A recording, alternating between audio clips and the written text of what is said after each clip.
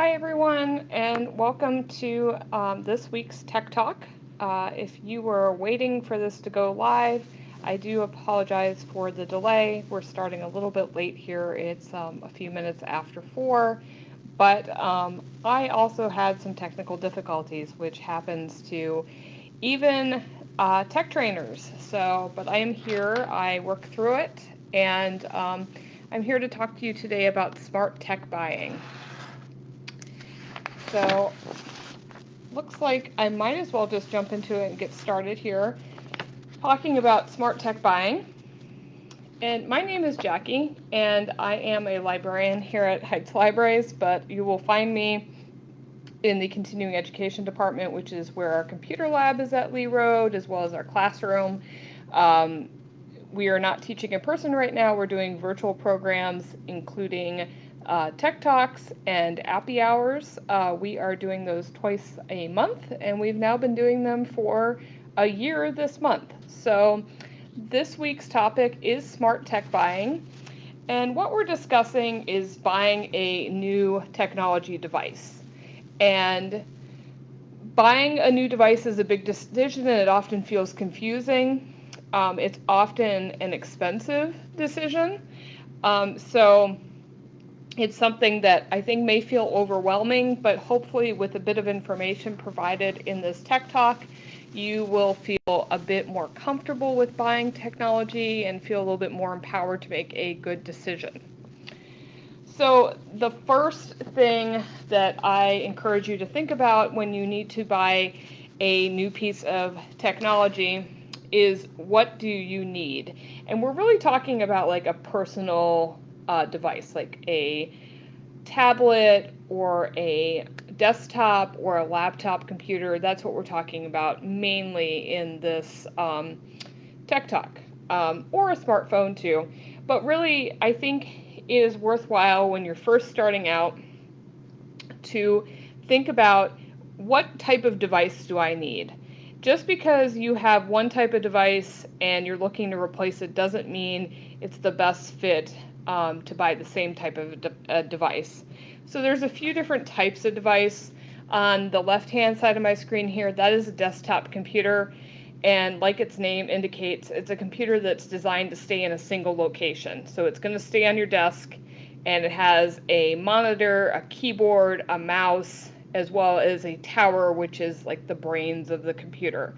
So a desktop is really, it's not going anywhere. It's not portable. For some people, it does have its advantages, but not for everyone. Another type of device you could consider is a laptop, and that's on the right-hand side of the screen here.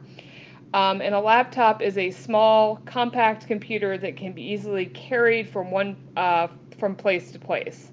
And they are like combining the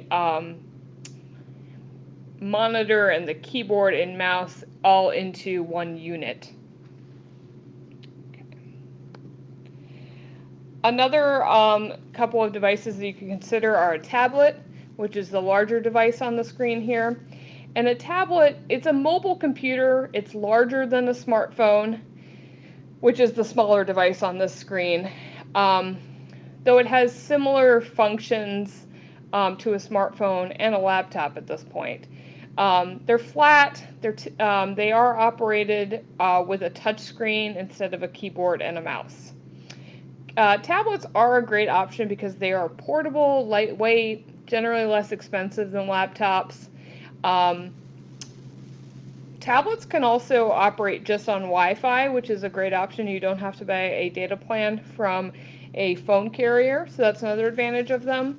Another good thing about tablets, just in comparison to smartphones, is that the screen is bigger. So if you're looking to use it and have better visibility on your screen, a tablet might be a good option, because trying to read like an ebook on a smartphone would be really difficult.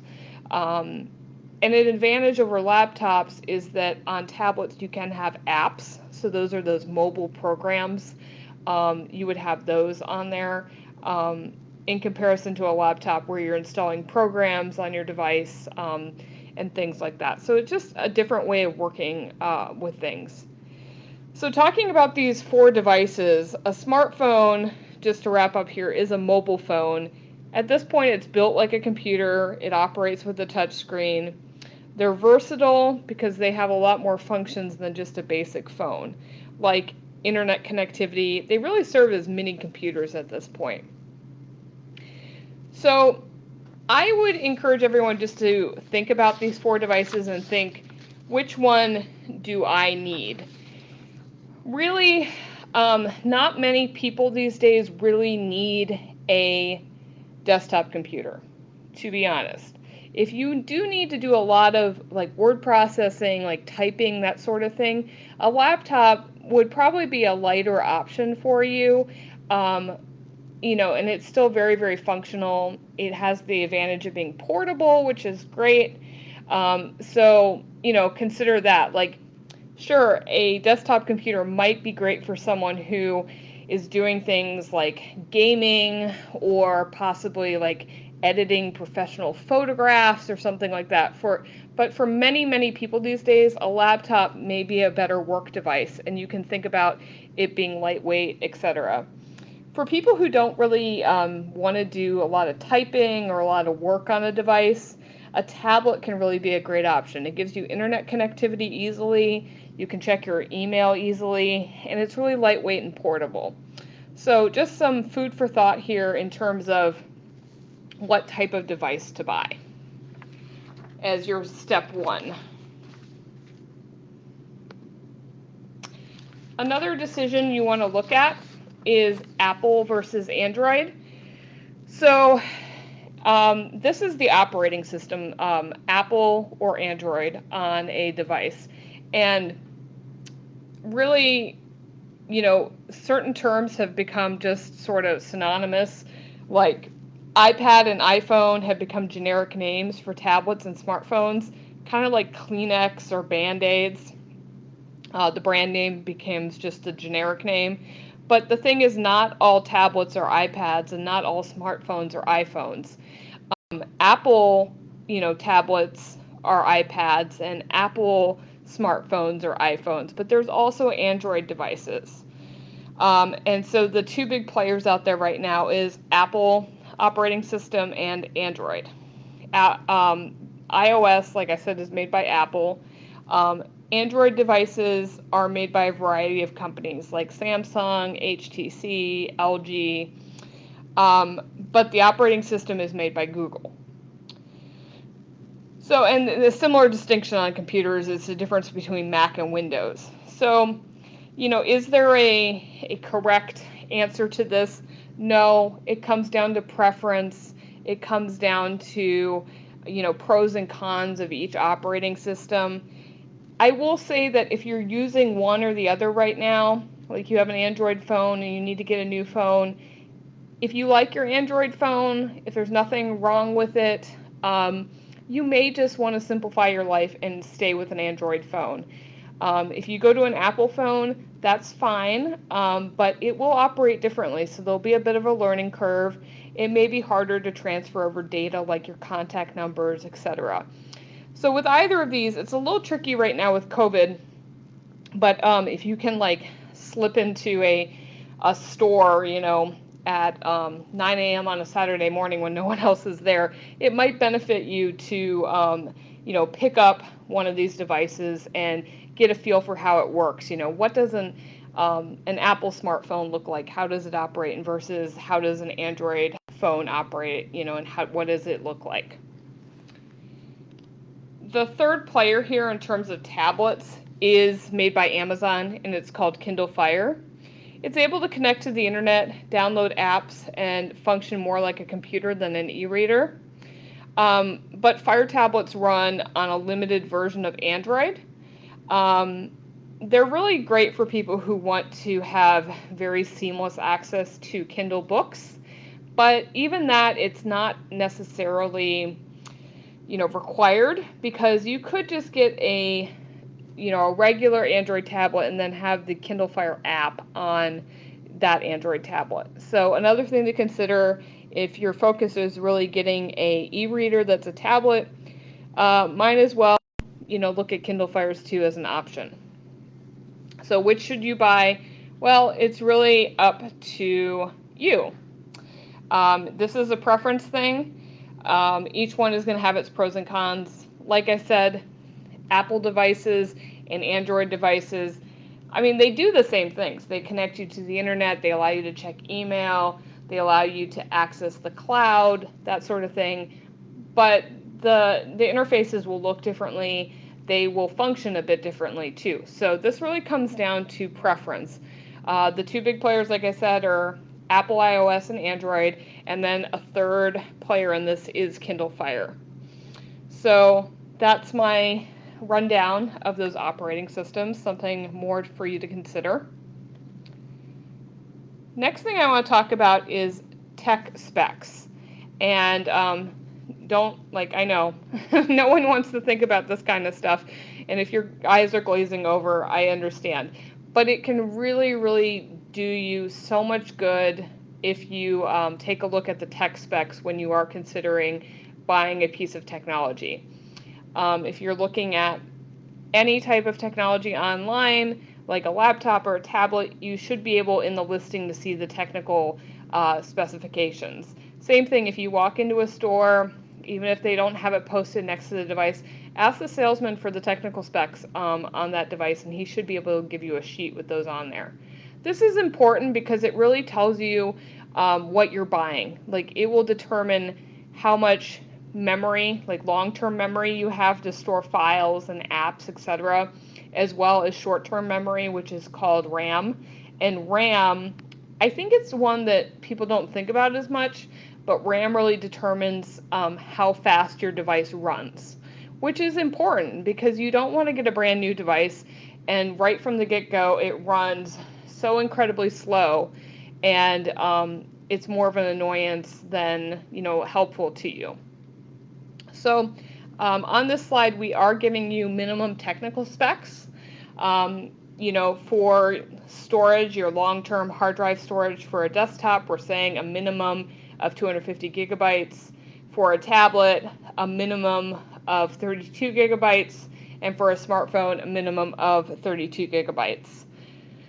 For RAM, we are saying for a laptop, a minimum of 8 gigabytes. For a desktop or a laptop, a tablet, 2 gigabytes, and a smartphone, 2 gigabytes. And then we're also giving some recommendations here for CPU, which is the processing unit, which is another thing to consider in terms of how your device will run, how well it'll run. Depending on what kind of device you're buying, you have differing levels of control over this. And then operating system, we're just listing the different operating systems that are available to you and kind of the minimum, operating system level that you should buy. Like, with a desktop or a laptop, it should be Windows 10 at this point. You don't want to buy a device that's Windows 7 or Windows 8. Those are older operating system. Operating systems at this point, they're not supported anymore by Microsoft, so you really don't want to buy those, just as an example. All right. So a few other things to consider when you're buying a device. One of those would be just the age of the device is an important thing to consider, especially if you're buying a used device or like a refurbished device. But even a new device in store, you want to just kind of consider how old it is. They may be having a great deal on the device, but it may be because at this point they're just trying to get rid of that stock and it is an older device at this point. So consider that, like, how old is the device? And then look at those minimum specs on it as well. Think about, like, what operating system is it running? If you're buying a used device, really think about, like, just the age of it, because, like, a tablet or a smartphone, those generally have a 2 to 3 year lifespan. And general wear and tear on those devices. Laptops generally last for 4 or 5 years, and desktops 5+ years. So you just want to think about that, like, if you're buying a device, how old is it? What operating system is it running? Because tech moves fast, and you don't want to buy something that's outdated or unsupported, by the company that made it right out of the gate. That's not the situation you want to end up in. Another thing too, which I already touched on in minimum tech specs, but I'll say it again, is storage. These days, there's long-term storage, which is your hard drive, and then there's short-term storage, which is RAM. And RAM is what determines, like, the more RAM you have, the faster the device will run. These days, just from listings I've seen, like in stores, they just throw a lot of times they really entice you with a ton of hard drive space. Like they'll say, oh, this has a terabyte of hard drive space, which is great if you need to be storing really big files or photos or a ton of music, that's great. But also look at RAM. You want to make sure there is enough RAM on that device. I wouldn't say anything less than 4 gigabytes.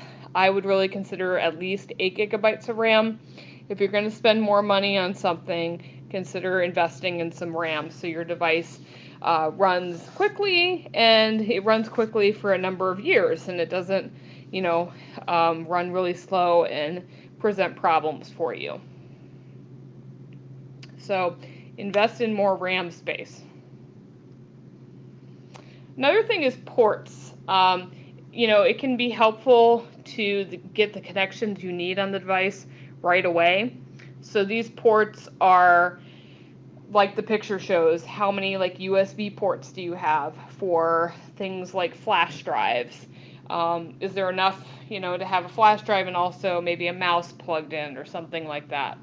Do you want an SD card reader slot or not? That would allow you to have more storage space on a device. And Mac devices don't allow SD card slots. They don't have them on their devices. So if that's important to you, that may steer you away from a Mac device. So think about that. On a laptop, I would say you probably want at least 2 USB ports and an HDMI port for video, as an example here. So consider how many ports are on a device. Another thing to consider is screen size, and I think this is pretty self-explanatory, but it is a decision when you are buying any type of device, whether it's a desktop, a laptop, a tablet, or a smartphone. You get some choice in terms of screen size. Larger screen size on a tablet or smartphone does increase the size of the device and the keypad and the menu buttons. So you may prioritize having a bigger screen so you can see that content more easily when working on the device. Another key one here is weight, and I don't think enough people think about this, especially with laptops. I would say weight is really important when you're thinking about laptops. If you purchase a heavy laptop, and they exist, it really is like a pain in the neck, literally. That's a portable device, but it becomes less portable when you are lugging around like 5.5, 6 pounds of laptop. So think about lightening the load when you buy a laptop. There are a lot of laptops out there these days that are less heavy. They can be 2.5, 3 pounds. So that does take a lot of weight off and make the device more transportable for you. And also just buyer beware. If you are buying a device, whether that's from a big box store or online, you really have to advocate for yourself and make sure that you, to the best of your ability, are buying a device that is a good device. It has all the tech specs you need on it. I'll be honest, don't assume that the salespeople at a big box store are on your side or are trying to really find you the device that runs the best. They may be trying to just sell you a really inexpensive tablet so they get the sale for the day, or they are trying to get rid of stock of some device that isn't great, but you're willing to take it, so here you go. So take the knowledge you've learned in this tech talk and run with it. Be your own advocate when buying a device. So another thing I encourage is for you to read reviews. There's really great lists out there of, best laptops for 2021 or best lightweight laptops for 2021, where these different websites will provide, knowledgeable reviews for you, and that may give you an idea of what you want to buy or at least point you in the right direction. So some of these sources are CNET, Wirecutter, Consumer Reports, which Consumer Reports is not a free service, but if you access Consumer Reports through the library's website, heightslibrary.org, it is a free service, so you can use that to research all kinds of things, from tech devices to fridges to washers, mattresses, anything on there. And the other one is PC Magazine, which is an open, website as well, where you can see tech reviews. So, so get a little bit more nerdy with it and look at some reviews. And I think the more you read, the more comfortable you'll get with your purchase. All right, let's see. And that does take us to the end here, where I will just see if any questions come in. Give everyone a minute here just to see if there are any questions or anything we can answer. Anne has been moderating today, so thank you, Anne.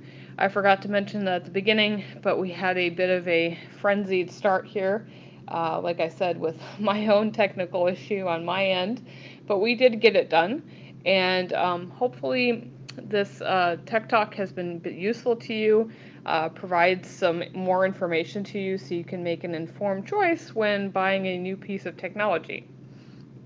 It doesn't look like we have any other questions coming in, so I am going to go ahead and end this live video.